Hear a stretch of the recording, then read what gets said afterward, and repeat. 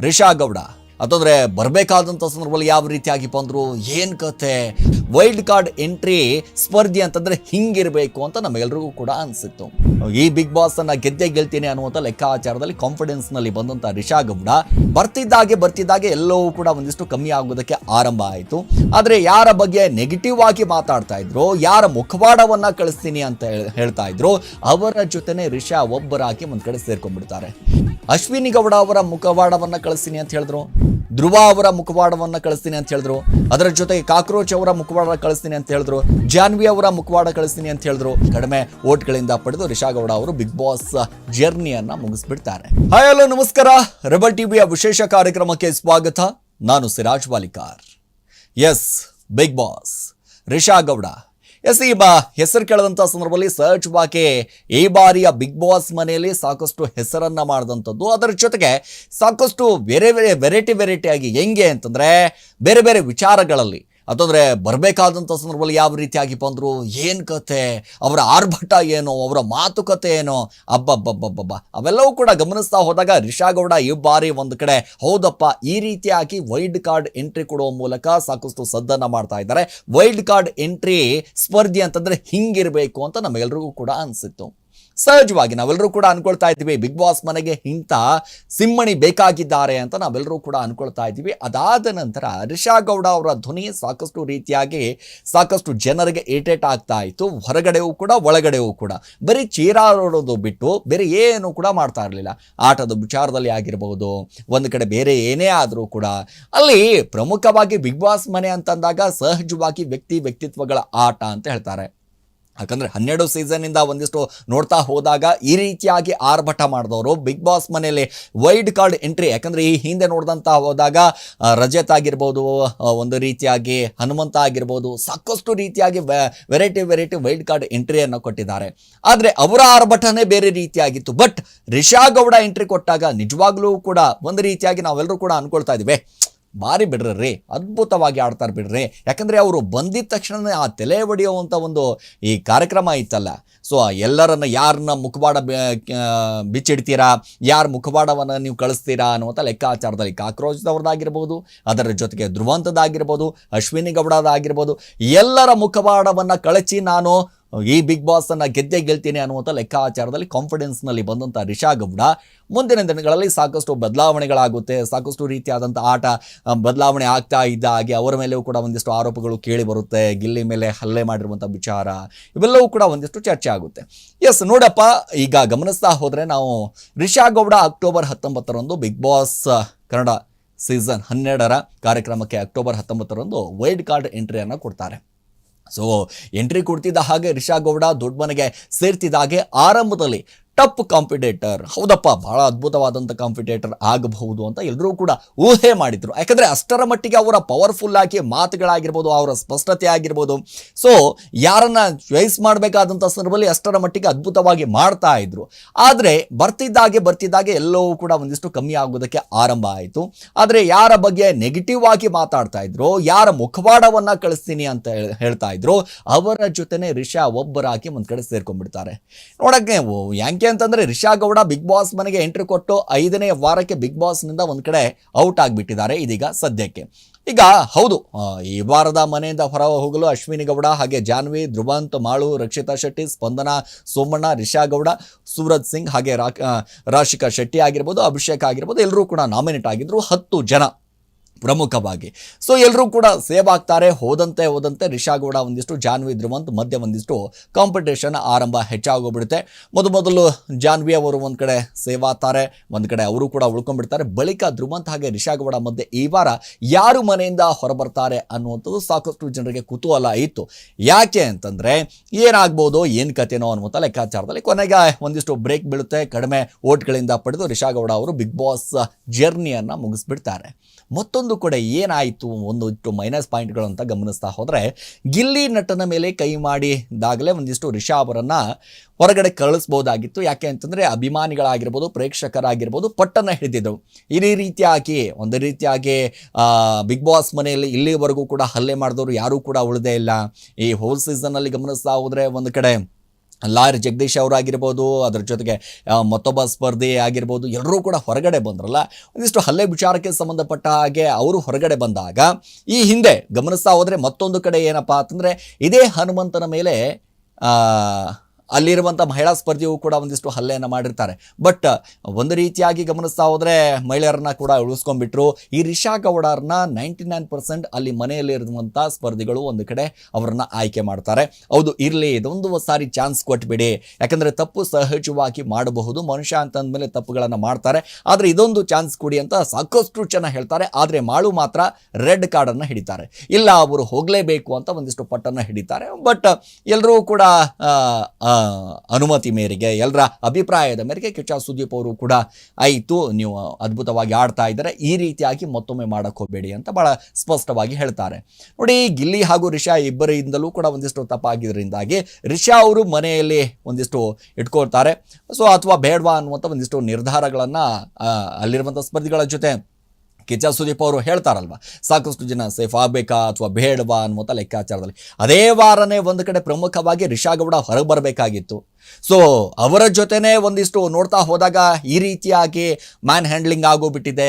ಹಿಂಗೆ ಮಾಡೋದು ಈಗ ಏನು ಕತೆ, ಬಿಗ್ ಬಾಸ್ ಮನೆಯಲ್ಲಿ ಇಷ್ಟು ವರ್ಷಗಳ ಸೀಸನಲ್ಲಿ ಎಲ್ಲೂ ಕೂಡ ನಡೆದೇ ಇಲ್ಲ ಅಂತಂದರೆ ರಿಷಾ ಗೌಡ ಎಂಟ್ರಿ ಆಗ್ತಿದ್ದ ಹಾಗೆ ಮೊದಲಿಗೆ ಚಂದ್ರಪ್ರಭಾ ಆಗಿರ್ಬೋದು, ಗಿಲ್ಲಿ ಆಗಿರ್ಬೋದು ಭಾಳ ಆತ್ಮೀಯರಾಗಿ ಅವರನ್ನು ಜೊತೆ ಇರ್ತಾರೆ. ಯಾಕಂದರೆ ಅವರಿಗೆ ನೀರು ಕೊಡೋದಾಗಿರ್ಬೋದು, ಊಟ ವಿಚಾರಕ್ಕೆ ಆಗಿರ್ಬೋದು, ಏನೇ ಆದರೂ ಕೂಡ ಗಿಲ್ಲಿ ಒಂದು ರೀತಿಯಾಗಿ ಇಬ್ಬರು ಕೂಡ ಕಾಮಿಡಿಯನ್ನು ಚೆನ್ನಾಗಿ ಮಾಡ್ತಾ ಇರ್ತಾರೆ. ಭಾಳ ಅದ್ಭುತವಾದಂಥ ಇಬ್ಬರು ಕೂಡ ಫ್ರೆಂಡ್ಶಿಪ್ ಇರುತ್ತೆ. ಯಾಕಂದರೆ ಗಿಲ್ಲಿಯನ್ನು ಇಲ್ಲಿ ದೂಷಿಸುವುದಾಗಿರ್ಬೋದು, ರಿಷಾನ ದೂಷಿಸುವುದಾಗಿರ್ಬೋದು ಇಲ್ಲಿ ಆಗಿಲ್ಲ. ಯಾಕೆ ಅಂತಂದರೆ ಇಬ್ಬರ ಒಂದಿಷ್ಟು ತಪ್ಪಾಗಿರೋದ್ರಿಂದಾಗಿ, ಯಾಕಂದರೆ ಸಾಕಷ್ಟು ಸಲಿಗೆ ಇತ್ತು. ಸೊ ಇವರ ಬಟ್ಟೆಗಳನ್ನು, ಪ್ರಮುಖವಾಗಿ ಮಹಿಳೆಯರ ಬಟ್ಟೆಗಳನ್ನು ಮುಟ್ಟೋಕ್ಕಿಂತ ಮುಂಚೆ ಅವರವರ ಪರ್ಸನಲ್ಗಳಿರುತ್ತೆ, ಅದನ್ನೆಲ್ಲವೂ ಕೂಡ ತಂದು ಒಂದು ಕಡೆ ಬಟ್ಟೆಗಳನ್ನು ಬಾತ್ರೂಮಲ್ಲಿ ಬಿಸಾಕ್ತಾ ಇದ್ದ ಹಾಗೆ ರಿಷಾ ಕೂಡ ರೊಚ್ಚಿಗೆಳ್ತಾ ಇದ್ದ ಹಾಗೆ ಯಾವಾಗ ಗಿಲ್ಲಿ ಮುಂದೆ ಸಿಗ್ತಾನೆ ಒಂದಿಷ್ಟು ಕೈಗೆ ಹೊಡೆಯುವಂಥ ಕೆಲಸವನ್ನು ಮಾಡ್ತಾರೆ. ಅದೆಲ್ಲವೂ ಕೂಡ ಆದ ನಂತರ ಈ ವಾರ ಮೋಸ್ಟ್ಲಿ ರಿಷಾ ಹೋಗಿಬಿಡ್ತಾರಪ್ಪ ಅಂತ ನಾವೆಲ್ಲರೂ ಕೂಡ ಅಂದ್ಕೊಂಡಿದ್ವಿ. ಆದರೆ ಈ ಬರಬೇಕಾದಂಥ ಸಂದರ್ಭದಲ್ಲಿ ನೋಡಿ, ನಿಜವಾಗ್ಲೂ ನನಗೆ ಅನಿಸುತ್ತೆ ರಿಷಾ ಕೂಡ ಭಾಳ ಅದ್ಭುತವಾಗಿ ಆಡಬಹುದಾಗಿತ್ತು. ಎಡವಿದೆಲ್ಲಿ ಅಂತ ಅಂದಾಗ ಅಶ್ವಿನಿ ಗೌಡ ಅವರ ಮುಖವಾಡವನ್ನು ಕಳಿಸ್ತೀನಿ ಅಂತ ಹೇಳಿದ್ರು, ಧ್ರುವ ಅವರ ಮುಖವಾಡವನ್ನು ಕಳಿಸ್ತೀನಿ ಅಂತ ಹೇಳಿದ್ರು, ಅದರ ಜೊತೆಗೆ ಕಾಕ್ರೋಚ್ ಅವರ ಮುಖವಾಡ ಕಳಿಸ್ತೀನಿ ಅಂತ ಹೇಳಿದ್ರು, ಜಾನ್ವಿ ಅವರ ಮುಖವಾಡ ಕಳಿಸ್ತೀನಿ ಅಂತ ಹೇಳಿದ್ರು. ಸೊ ಇವರೆಲ್ಲರ ಜೊತೆ ಒಂದಿಷ್ಟು ಮುಖವಾಡ ಕಳಿಸಿ ನಾನೇ ಒಂದು ಕಡೆ ಬಿಗ್ ಬಾಸ್ ವಿನ್ ಆಗ್ತೀನಿ ಅನ್ನುವಷ್ಟರ ಮಟ್ಟಿಗೆ ಕಾನ್ಫಿಡೆನ್ಸ್ನಲ್ಲಿ ಇದ್ದಂಥ ರಿಷಾ ಗೌಡ ಕೊನೆ ಹಂತದಲ್ಲಿ ಹೆಂಗಾಗೋಗ್ಬಿಡ್ತು ಅಂತಂದರೆ 1ನೇ ವಾರ ಆಯಿತು, 2ನೇ ವಾರ ಆಯಿತು, 3ನೇ ವಾರದವರೆಗೆ ಗಮನಿಸ್ತಾ ಹೋದರೆ ಯಾವಾಗ ಅಶ್ವಿನಿ ಗೌಡ ಅವರ ಜೊತೆನೇ ಒಂದಿಷ್ಟು ಟೀಮ್ ಆಗೋದಕ್ಕೆ ಅವ್ರ ಜೊತೆನೇ ಮಾತುಕತೆ ಆರಂಭ ಮಾಡಿದ್ರು, ಇದೇ ಜಾನ್ವಿ ಅವರ ಒಂದಿಷ್ಟು ಮುಖವಾಡ ಕಳಿಸ್ತೀನಿ ಅಂತ ಹೇಳಿದವರು ಅವ್ರ ಜೊತೆನೇ ಮಾತಾಡೋಕ್ಕೆ ಆರಂಭ ಮಾಡಿದ್ರು. ಆದರೆ ಧ್ರುವಂತ್ ಎಲ್ಲೂ ಕೂಡ ರಿಷಾ ಗೌಡ ಅವರ ವಿಚಾರಕ್ಕೆ ಸಂಬಂಧಪಟ್ಟ ಹಾಗೆ ಮಾತಾಡೋಕ್ಕೆ ಹೋಗಲಿಲ್ಲ. ಅವ್ರ ಜೊತೆ ಈ ವ್ಯಕ್ತಿ ಏನಪ್ಪ ಹಿಂಗಿದ್ದಾನೆ, ಒಳ್ಳೆ ಆಟಿಟ್ಯೂಡ್ ತೋರಿಸ್ತಾನಲ್ಲ, ಹಿಂಗೆ ಮಾಡ್ತಾನಲ್ಲ ಅನ್ನುವಂಥ ಲೆಕ್ಕಾಚಾರದಲ್ಲೂ ಕೂಡ ಪ್ರತಿ ಬಾರಿಯೂ ಕೂಡ ರಿಷಾ ಹಾಗೆ ಧ್ರುವಂತ್ ಅವರ ನಡುವೆ ಒಂದಿಷ್ಟು ಫೈಟ್ ಆವಾಗ ನಡೀತಾ ಇತ್ತು. ಬಟ್ ಯಾವಾಗ ಒಂದೇ ಟೀಮನ್ನು ಮಾಡ್ಕೊಂಡ್ಬಿಟ್ರು ಇವರು, ಅಶ್ವಿನಿ ಗೌಡ ಅವರನ್ನು ಬಿಟ್ಟು ಎಲ್ಲೂ ಕೂಡ ಇವ್ರು ಹೋಗಲಿಲ್ವೋ, ಆವಾಗ ಗೊತ್ತಾಗ್ಬಿಡ್ತು ಇವರು ಮುಖವಾಡ ಕಳಿಸ್ತೀನಿ ಅಂತ ಹೋದವರು ಅವರ ಜೊತೆನೇ ಒಂದು ಕಡೆ ಗುಂಪಿಗೆ ಸೇರಿಬಿಟ್ರಲ್ಲ. ಸೊ ಬಿಗ್ ಬಾಸ್ ಗೆಲ್ಲೋದು ಹೇಗೆ ಇಲ್ಲಿ? ಸೊ ಒಂದು ಕಡೆ ಸ್ಟ್ರಾಟರ್ಜಿ ಅಂತ ನಾವು ಎಲ್ಲರೂ ಕೂಡ ಅಂದ್ಕೊಳ್ತಾ ಇದ್ವಿ, ಇಲ್ಲ ಅವ್ರ ಜೊತೆನೇ ಕೂತ್ಕೊಂಡು ಅವರ ವೀಕ್ನೆಸ್ಸನ್ನು ಒಂದಿಷ್ಟು ಕಂಡು ಹಿಡಿದು ಅವರನ್ನು ಯಾವ ರೀತಿಯಾಗಿ ದಬಾಯಿಸಬೇಕು ಅನ್ನುವಂಥ ಲೆಕ್ಕಾಚಾರದಲ್ಲಿ. ಸೊ ಎಲ್ಲರೂ ಕೂಡ ಅಂದ್ಕೊಳ್ಳಿಲ್ಲ.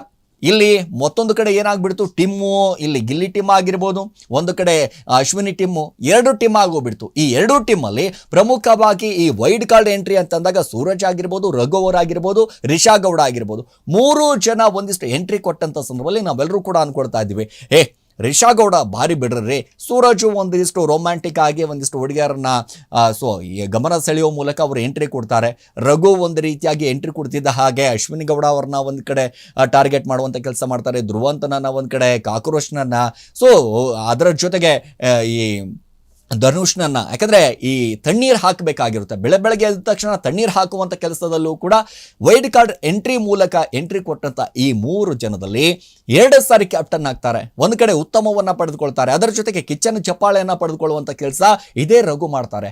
ಆದರೆ ರಿಷಾ ಗೌಡ ಇಲ್ಲಿ ಕೂಡ ಕಾಣಿಸ್ಕೊಳ್ಳಿಲ್ಲ. ಯಾರ ಜೊತೆಗೂ ಕೂಡ ಕಿಚ್ಚನ ಚಪ್ಪಾಳೆ ಅಂತೂ ಬಿಡ್ರಿ, ಪ್ರತಿ ಪಂಚಾಯಿತಿಯಲ್ಲಿ ರಿಷಾ ಗೌಡ ಒಂದಿಷ್ಟು ಬಯಸ್ಕೊಳ್ಳೋದು ಬಿಟ್ಬಿಟ್ರೆ ಮತ್ತೇನೂ ಕೂಡ ಕಾಣಿಸ್ಕೊಳ್ಳಿಲ್ಲ. ಬರೀ ತಪ್ಪುಗಳನ್ನು ಮಾಡೋದು, ಮನೆಯಲ್ಲಿರುವಂಥ ಸ್ಪರ್ಧಿಗಳ ಜೊತೆ ಜೋರಾಗಿ ಕಿರ್ಚಾಡೋದು, ಅವರ ಜೊತೆ ಮೊನ್ನೆ ನೋಡಿ ಈ ಮಾಳು ಜೊತೆಗೂ ಕೂಡ ಒಂದು ರೀತಿಯಾಗಿ ಏಕವಚನಗಳಲ್ಲೇ ಒಂದಿಷ್ಟು ಆರಂಭ ಆಗುತ್ತೆ ಅನ್ನುವಂಥ ಲೆಕ್ಕಾಚಾರದಲ್ಲಿ ನಾವು ಇದ್ವಿ. ಆದರೆ ಹೋಗಮ್ಮ ನೀನು, ನಿನ್ನ ಬಗ್ಗೆ ನನಗೆ ಗೊತ್ತು, ನನ್ನ ಬಗ್ಗೆ ನಿನಗೆ ಗೊತ್ತು ಅನ್ನುವಂಥ ಲೆಕ್ಕಾಚಾರದಲ್ಲೂ ಕೂಡ ಸೊ ಮಾಳು ಕೂಡ ಹೇಳ್ತಾನೆ, ನನ್ನ ಬಗ್ಗೆ ನಿನಗೆ ಗೊತ್ತಿಲ್ಲ, ನಿನ್ನ ಬಗ್ಗೆ ನನಗೆ ಗೊತ್ತಿಲ್ಲ, ಸುಮ್ಮನೆ ಚೀರಾಡಕ್ಕೆ ಹೋಗಬೇಡ, ಸುಮ್ಮನೆ ನಗುವುದು ಅಂತ ನನಗೂ ಕೂಡ ಗೊತ್ತಿಲ್ಲ. ಸೊ ರಕ್ಷಿತಾ ಜೊತೆ ಮಾತಾಡಬೇಕಾದಂಥ ಸಂದರ್ಭದಲ್ಲೂ ಕೂಡ ಇದೇ ರಿಷಾ ಒಂದು ರೀತಿಯಾಗಿ ಮಾತಾಡುವಂಥ ಕೆಲಸವನ್ನು ಮಾಡ್ತಾರೆ. ಸುಮ್ಮನೆ ನಗಬೇಕಾ, ಅಯ್ಯೋ ಇದೆಂತ ನಗು, ಸುಮ್ಮನೆ ನಕ್ಕರೆ ನಮ್ಮ ಕಡೆ ಹುಚ್ಚರಂತಾರೆ ಅಂತ ಇದೇ ಮಾಳು ಅಂತಾರೆ. ಸೊ ಆವಾಗಲೂ ಕೂಡ ಜೋರಾಗಿ ಜಗಳವನ್ನು ಮಾಡ್ತಾರೆ. ಸೊ ಇವೆಲ್ಲವೂ ಕೂಡ ಗಮನಿಸ್ತಾ ಹೋದಾಗ ರಿಷಾ ಬಹಳ ಅದ್ಭುತವಾಗಿ ಆಡಬಹುದಾಗಿತ್ತು. ಬಿಗ್ ಬಾಸ್ ಮನೆ ಅಂತ ವೈಲ್ಡ್ ಕಾರ್ಡ್ ಎಂಟ್ರಿ ಅಂತ ಅಂದಾಗ ನಿಜವಾಗ್ಲೂ ಕೂಡ ಒಂದು ಪ್ಲಸ್ ಪಾಯಿಂಟ್ ಇರುತ್ತೆ. ಯಾಕಂದರೆ ಅರ್ಧದಲ್ಲೇ ಗೆದ್ದು ಬಂದಂಥವರು ಸಾಕಷ್ಟು ಜನ ಇದ್ದಾರೆ ವೈಲ್ಡ್ ಕಾರ್ಡಲ್ಲಿ. ಪ್ರಮುಖವಾಗಿ ಗಮನಿಸ್ತಾ ಹೋದರೆ ಹನುಮಂತನೇ ನೋಡಿ ಎಷ್ಟರ ಜನಪ್ರಿಯತೆಯನ್ನು ಪಡೆದುಕೊಂಡ, ಎಷ್ಟು ಅದ್ಭುತವಾಗಿ ಆಡ್ದ, ಎಲ್ಲರ ಮನಸ್ಸನ್ನು ಕದ್ದ. ಎಲ್ಲರೂ ಕೂಡ ಅನ್ಕೊಂಡ್ಬಿಡ್ತಾ ಇದ್ರು ಇವನೇನಪ್ಪ ಹಳ್ಳಿಗಾಡದಿಂದ ಬಂದ್ಬಿಟ್ಟಿದ್ದಾನೆ, ಇವನಿಗೇನು ಕೂಡ ಗೊತ್ತಿಲ್ಲ, ಹೆಂಗಿದ್ರೂ ಕೂಡ ನಾವೇ ಗೆಲ್ಬಹುದು ಅನ್ನುವಂಥ ಲೆಕ್ಕಾಚಾರದಲ್ಲಿ ಇದ್ರು. ಆದರೆ ಕರ್ನಾಟಕ ಜನರ ಮನಸ್ಸನ್ನು ಗೆದ್ದು ಒಂದು ಕಡೆ ಬಿಗ್ ಬಾಸ್ ಅನ್ನು ಗೆಲ್ಲೋದ್ರಲ್ಲಿ ಹನುಮಂತ ಸಕ್ಸಸ್ ಆಗ್ತಾನೆ. ಆದರೆ ಇದೀಗ ಇದೇ ಹಾದಿಯಲ್ಲಿ ಒಂದು ಕಡೆ ರಘು ಹೋಗ್ತಾ ಇದ್ದಾರೆ, ಮತ್ತೊಂದು ಕಡೆ ಗಿಲ್ಲಿ ಹೋಗ್ತಾ ಇದ್ದಾರೆ, ಸೂರಜ್ ಹೋಗ್ತಾ ಇದ್ದಾರೆ. ಇವೆಲ್ಲವೂ ಕೂಡ ಗಮನಿಸ್ತಾ ಹೋದಾಗ ರಿಷಾ ಗೌಡ ಯಾಕಂದರೆ ಎಲ್ಲ ಹೆಣ್ಣುಮಕ್ಕಳಲ್ಲಿ ಗಮನಿಸ್ತಾ ಹೋದರೆ ರಾಶಿಕಾ ಹಾಗೆ ರಿಷಾ ಅವರ ಒಂದಿಷ್ಟು ಫ್ರೆಂಡ್ಶಿಪ್ ನೋಡ್ತಾ ಹೋದಾಗ ನಿಜವಾಗ್ಲೂ ಕೂಡ ಹೆಮ್ಮೆ ಅನ್ನಿಸ್ತಾ ಇತ್ತು. ಯಾಕಂದರೆ ಇಬ್ಬರೂ ಕೂಡ ಅಷ್ಟು ಜೋರಾಗಿ ಮಾತಾಡಿದ್ರು. ಆದರೆ ಕೊನೆಯದಾಗಿ ಬರಬೇಕಾದಂಥ ಸಂದರ್ಭದಲ್ಲಿ ಸೂರಜ್ ಹಾಗೆ ರಿಷಾ ಅವ್ರನ್ನ ಬಿಟ್ಟು ಬೇರೆ ಯಾರಿಗೂ ಕೂಡ ಮಾತಾಡಿಸ್ಲಿಲ್ಲ. ಸೊ ಅಷ್ಟೊಂದು ಮನಸ್ತಾಪಗಳಿತ್ತು ಮನೆಯಲ್ಲಿ.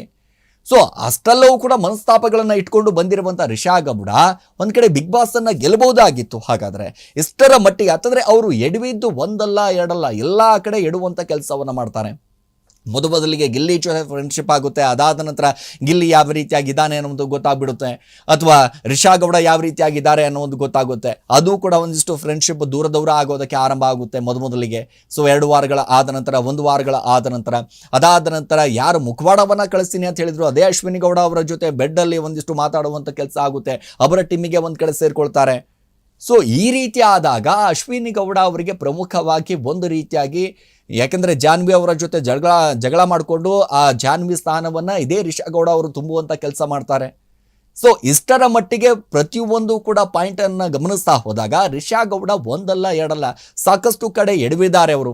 ಒಂದು ಕಡೆ ಅಭಿಮಾನಿಗಳನ್ನು ಮನಸ್ಸು ಗೆಲ್ಲಬಹುದಾಗಿತ್ತು, ಬಿಗ್ ಬಾಸ್ ಮನೆಗೆ ಹೋದಾಗ ತನ್ನದೇ ಆದಂಥ ಒಂದಿಷ್ಟು ಟ್ಯಾಲೆಂಟನ್ನು ತೋರಿಸ್ಬೋದಾಗಿತ್ತು. ಆದರೆ ಎಲ್ಲಿ ಎಡವು ಬಿಟ್ಟರೋ ಗೊತ್ತಾಗ್ತಾ ಇಲ್ಲ ಅವರಿಗೂ ಕೂಡ ಈಗಲೂ. ಯಾಕಂದರೆ ಒಂದಿಷ್ಟು ಹೊರಗಡೆ ಗಮನಿಸ್ತಾ ಹೋದಾಗ ನಾವು ಗಿಲ್ಲಿ ವಿಚಾರದಲ್ಲಿ ಆಗಿರ್ಬೋದು, ಅಥವಾ ಸುಮ್ಮನೆ ಮನೆಯಲ್ಲಿ ಚೀರಾಡೋದು ಆಗಿರ್ಬೋದು, ಅಥವಾ ಏನೋ ಕೂಡ ಅಂತಂದರೆ ಎಂಟರ್ಟೈನ್ಮೆಂಟ್ ಆಗಿರ್ಬೋದು. ಯಾಕಂದರೆ ಎಂಟರ್ಟೈನ್ಮೆಂಟ್ ಫೀಲ್ಡಿಂದ ಹೋದವರಿಂದಾಗಿ ಒಂದು ಕಡೆ ಜನ ಬಯಸೋದೇನೋ ಮನೋರಂಜನೆ. ಯಾಕಂದರೆ ಒಂದು ಸಾರಿ ಬಿಗ್ ಬಾಸ್ ಹಾಕಿದ್ದೀವಿ ಅಂತಂದರೆ ಹೌದಪ್ಪ ಅದ್ಭುತವಾಗಿ ಆಡ್ತಾ ಇದ್ದಾರೆ. ರಿಷಾ ಗೌಡ ಅಂತಂದಾಗ ಬರೀ ಚೀರೋದು ಮಾತ್ರ ಅಲ್ಲ, ಭಾಳ ಅದ್ಭುತ ಪಾಯಿಂಟ್ ಟು ಪಾಯಿಂಟ್ ಮಾತಾಡ್ತಾ ಇದ್ದಾರೆ, ನ್ಯಾಯದ ಪರವಾಗಿ ಮಾತಾಡ್ತಾರೆ. ಈ ರೀತಿಯಾಗಿ ಒಂದಿಷ್ಟು ಮನಸ್ತಾಪಗಳು ಎಲ್ಲವೂ ಕೂಡ ಇದ್ದಾಗ ಅದನ್ನೆಲ್ಲವೂ ಕೂಡ ನೋಡ್ಕೊಂಡು ಬರಬೇಕಾಗಿತ್ತು. ಆದರೆ ಎಲ್ಲವೂ ಕೂಡ ರಿಷಾ ಗೌಡ ಅದನ್ನು ಮಾಡೋಕ್ಕೆ ಆಗಲಿಲ್ಲ. ಸೊ ಅದಕ್ಕೋಸ್ಕರ ಈ ವಾರ ಪ್ರಮುಖವಾಗಿ ಅಂತಂದರೆ ಈ ಭಾನುವಾರ ರಿಷಾ ಗೌಡ ಮನೆಗೆ ಹೊರಗೆ ಬರಬೇಕಾದಂಥ ಪರಿಸ್ಥಿತಿ ನಿರ್ಮಾಣ ಆಯಿತು. ನೋಡಿ ಎಲ್ಲೋ ಒಂದು ಕಡೆ ರಿಷಾ ಅವರಿಗೆ ತಮ್ಮ ಮಾತುಗಳೇ ಒಂದು ರೀತಿಯಾಗಿ ಮುಳುವಾಯಿತು ಅನ್ನೋದು ವೀಕ್ಷಕರ ಅಭಿಪ್ರಾಯ ಆಗಿದೆ ಅಂತಲೇ ಹೇಳ್ಬೋದು. ಎಸ್, ಇದಾಗಿತ್ತು ಇವತ್ತಿನ ವಿಶೇಷ. ನಿರಂತರ ಸುದ್ದಿಗೆ ನೋಡ್ತಾ ಇರಿ ರೆಬಲ್ ಟಿವಿ.